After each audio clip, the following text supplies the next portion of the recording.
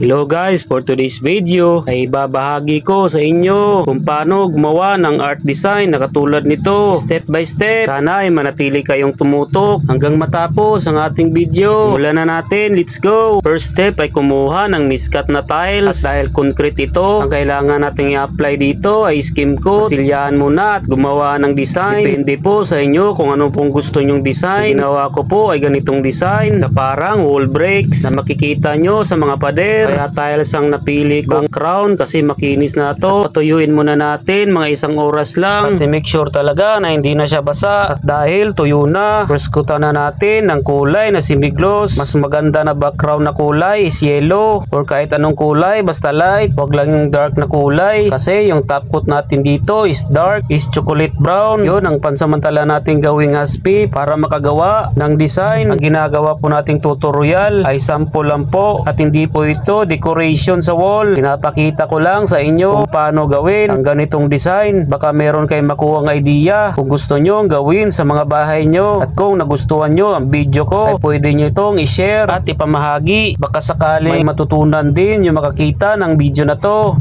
At sa nakikita nyo, pinapahira na natin ang chocolate brown. Bakit chocolate brown ang ginamit natin? Kasi ito lang kasi ang available na pintura na nakita ko dito. At ngayon ipapakita ko sa inyo ang sekreto ng ang obra maestra ng art na ito. Ginagamitan ko ng waste cotton at burahin na natin ang pintura na ginamit natin kanina. Ganito ang sekreto para lumikha ng magandang anyo at mag-create ng magandang artwork design. Kapag pintur ka talaga ay lalabas talaga ang pagka-creativity mo. Marami kang maiisip na design, marami kang makikita na iba't ibang kulay ng mga pintura sa paligid mo. Baka nagtataka kayo na pinahira natin kanina ng kulay brown at binura natin. Kaya natin ginawa yun para mag-iwan ng background mark sa artwork natin. Marami namang gumagawa ng mga pintor katulad nito. Pero ang diskarte nila, iba't ibang design ang ginagawa nila sa mga poste at sa mga beam. At yung sa akin ay pang frame sa wall o pang design sa wall.